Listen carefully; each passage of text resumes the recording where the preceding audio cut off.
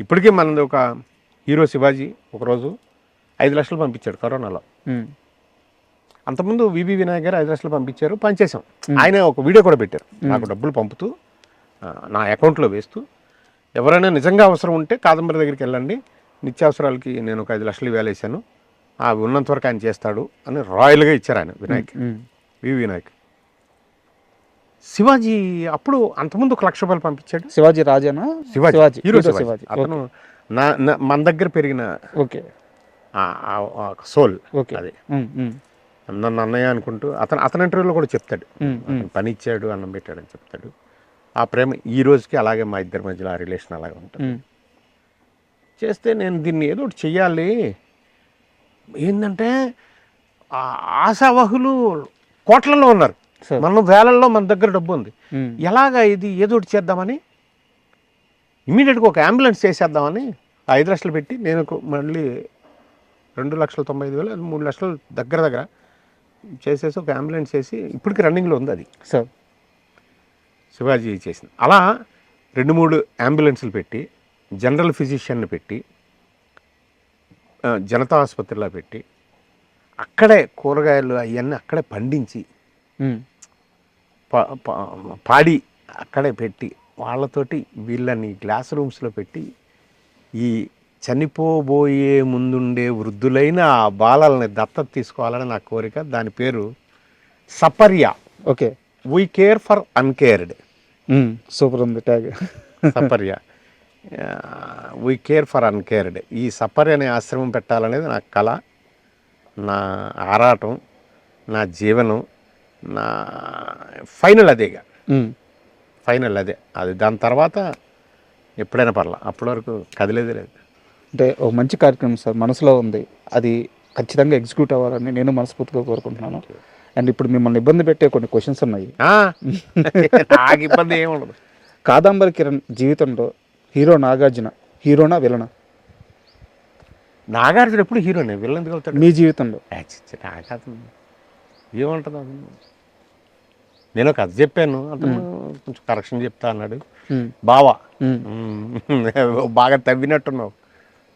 బావా ఎ lovable man only Nagarjuna, అది title. అప్పుడు కథ చెప్పడానికి కొన్నాళ్ళు తిరిగాం. తర్వాత వాళ్ళ ఇంట్లో కథ చెప్పింది 3 డైరెక్టర్లే ఆ రోజుకి. నేను అనుకోవటం, నాకు విన్నది రాము గారు, అదే రాము రాఘవేంద్ర గారు, నేనే అని ఏదో కరెక్షన్ చెప్పాడు. ఆ కరెక్షన్ అవ్వలేదు. ఆ తర్వాత అతను వినటానికి అవ్వాల, అంతే తప్ప అతను వెళ్ళడం ఎందుకు అవుతాడు. అతను తర్వాత వెరీ రీసెంట్గా నాసామి రంగాన్ని సినిమా చేశాను. అవును, విజయ్ బిన్ని డైరెక్టర్ వస్తున్నాడు. చూడగానే ఎంత ఫ్రెష్గా ఉన్నావు కిరణ్, నువ్వేంది ఎప్పుడు కాదంబరు, నువ్వు ఏంటిది అన్నాడు. అవును, నేను అప్పటి నుంచి ఇలా ఉన్నా, నేను నాగేశ్వరరావు శిష్యుడిని అన్నా. సూపర్ ఉంది టైమింగ్. నాగేశ్వరరావు శిష్యుడిని నేను. ఇలాంటి నేను అసలు నేను చాలామంది కమెడియన్స్ వాళ్ళు ఆర్టిస్టులు చూస్తున్నాను, వాళ్ళంతా బోల్డ్ చేంజ్ అయిపోయారు, ఏంటి ఇంత ఫిట్గా ఉన్నావు అని. అలాగే రామ్ చరణ్ కూడా శంకర్ గారి సినిమా గేమ్ చేంజర్, అక్కడ అవుట్డోర్లో ఉన్నాం పంజాబ్ దగ్గర. అక్కడ సడన్గా చూస్తే, సార్ ఏంటి సార్ మీరు ఏంటి అంత ఫిట్గా ఉన్నారు, ఏంటి అంత అలా అబ్బాయి. అలా వీ రిమైన్ దట్స్ ఆల్. అంటే ఎందుకు ఈ క్వశ్చన్ ఇంత స్ట్రాంగ్ అడిగానంటే, నేను ఒక 1.5 క్రితం చంద్ర గారిని కలిశాను. ఎవరిని? చంద్ర గారిని. నాగార్జున గారు మేకప్ మ్యాన్. ఫస్ట్ ఆల్ బావా మేకప్ మ్యాన్ ఉండేవారు, రాము గారు. చంద్ర గారిని కలిశాను. చంద్ర గారు మీ గురించి నాకు చెప్పింది ఏంటంటే, మీరు నాగార్జున గారిని కలవడానికి సెట్లో చెట్ల కింద, పొట్ల కింద, గోడల మీద గంటలు ఎన్ని సంవత్సరాలు ఎదురు చూశారు, ఎంత కష్టపడ్డారు, ఎంత ఓపిక్గా అలాగే నిలబడి ఉండేవాళ్ళు నాకు తెలుసు. అయినా కానీ మీరు అనుకున్న పని జరగలేదు, అది జరగదు అన్న క్లారిటీ కూడా మీకు ఈ రోజుకి రాలేదు. సో నేను అందుకని ఆ క్వశ్చన్. గోపి అనో పిల్లడు ఉండేవాడు, వాడు యాక్సిడెంట్లో చచ్చిపోయాడు. నాగార్జున గారికి పర్సనల్ బాయ్లా ఉండేవాడు. ఈ చంద్రేమో రాముగారు బామ్మరిదేదో, రాముగారు మెయిన్ మేకప్ మ్యాన్ ఉండేవారు. మాకు తెలుసు మా చిన్నప్పుడు. మేము కృష్ణరాజు గారు ఫాలోవర్స్. ఎవరు? రాము గారు ఫాదర్, రామ్ గోపాల్ గారు ఫాదర్ కృష్ణరాజు గారు. ఆయన ద్వారా నేను నాగేశ్వరరావు ఫ్యాన్గా. తో నేను అక్కడ కనపడి చంద్రకి గోపికి కనపడి పలానా చోట నేను ఉంటాను అని బాబు కనపడి వెళ్ళిపోయేవాడిని.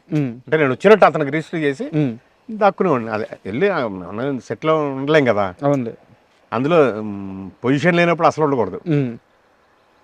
ఎక్కడ ఉంటే పాపం అతను కాలం అరే కాదంబరి వచ్చారు ఎక్కడ ఉన్నాడు చూడండి అన్నప్పుడు గోపి చంద్రకి చెప్తే చంద్ర పంపించేవాడు నా దగ్గరికి. ఈ లోపల నాకు అక్కడ కాఫీ రావటం ఏదైనా టైం పాస్ అలా చాలా కాలం ఉన్న తర్వాత చెప్పాను చివరి కథ నాగార్జునకి చెప్పాను. ఆయన విన్నాడు. కొంత ఏదో ఒక 2 సీన్లు ఏదో 3 సీన్లు ఏదో కరెక్షన్ చెప్పాడు అంతే. అదంతా గతం.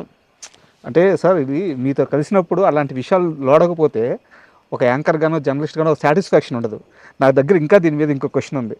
నాగార్జున గారు మీతో సినిమా చేయడానికి ఒకానొక సమయంలో ఆల్మోస్ట్ రెడీ అయిపోయి పబ్లిక్గా అనౌన్స్ చేశారు. ఆయన అనౌన్స్ చేశారు. కానీ నాగార్జున గారికి అతిపెద్ద హిట్లు ఇచ్చిన ఒక స్టార్ డైరెక్టర్ ఆపాడు. నిజమా అబద్ధమా? నాకు పేరు చెప్పొద్దు, నిజమా అబద్ధమా చెప్పండి.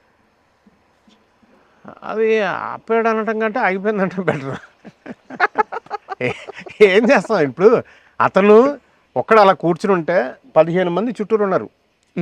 సార్ దత్ గారు ఉన్నారు, రామారావు కేఎస్ రామారావు ఉన్నారు, మణిశంకర్ గారు ఉన్నారు, శివలం కృష్ణప్రసాద్ గారు ఉన్నారు, గోపాల్ రెడ్డి గారు ఉన్నారు, కేఎల్ నారాయణ గారు ఉన్నారు.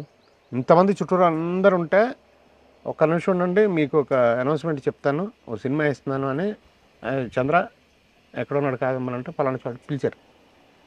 పిలిస్తే నేను బాబు చిన్నబాబు అనేవాడు. చిన్నబాబు ఏంటి నాగార్జున పిల్ల అని ఉన్నాను. మాకేంటి చిన్నబాబు అని నా ఆశీర్వాదాలు ఎలా పిలుస్తారో అలాగా అలా ఉండేది. ఏంటి సినిమా అంటే మన టైటిల్ ఏంటి? నేను ఈ పల్లెటూరు బ్యాక్డ్రాప్లో సినిమా చేస్తున్నాను, ఇతనికి ఇచ్చాను సినిమా, టైటిల్ చెప్పంటే బావా ఎ లవబుల్ మ్యాన్ ఓన్లీ నాగార్జున అన్నా నేను. అందరు క్లాప్సిల్లు. అంటే అన్నీ మన ఫేట్లు కూడా ఉంటాయి పాపం వాళ్ళని అనుకునే. ఆ రోజు చేస్తే ఒకలా, చేయకపోతే ఇలా, అంతే. అలా ఎన్నో జరిగింది. చాలా రిలయబుల్ సోర్స్ నుంచి తెలుసుకున్నాను, అందుకని అడిగాను. లేదు ఫ్యాక్ట్. ఇప్పుడు నేను నా శిష్యులు కూడా అందరు కృష్ణానగర్లోనే ఉండేవారు, నేను ఎక్కడ ఉండేవాడిని. కానీ కృష్ణానగర్లోనే ఉండి వీళ్ళందరితో టీలు తాగుతూ వీళ్ళందరితో కథలు చెప్పుకుంటూ ఆ బావ అనే సినిమాకి కూడా పోసాని గారి దగ్గర నుంచి జలదంకి సుధాకర్ గారు ఇలాంటి దాదాపు 19-20 మంది రైటర్లు నాకు హెల్ప్ చేశారు. వాళ్ళు పోసాని గారు ఏమనేవారు తెలుసా, నువ్వు 4 to 5 కానీ 5 to 6 కానీ 1 hour రాగలుగుతావు అనేవారు. పోసాని దగ్గరికి వెళ్ళిపోయాను. నాకు అంటే స్నేహితులు వీళ్ళంతా సార్. వెళ్ళిపోయా ఈ సీన్ ఇలా అనుకుంటున్నాను, ఇలా దాన్ని కరెక్షన్ చేసి దీని తర్వాత ఇలా చేయాలి ఇలా చెప్పేవారు. ఆదిత్య గారని చనిపోయారు, ఆయన బాలచంద్ర గారి శిష్యుడు, డైరెక్టర్ కూడా. ఈ ప్రశ్నకు బదులేదు ఇలాంటి సినిమాలు ఆయన దగ్గర కూడా వెళ్ళిపోయాడు. ఆయన ఈవినింగ్ టైమ్స్ ఇచ్చేవారు నాకు, 5 to 6 కానీ 7 to 8.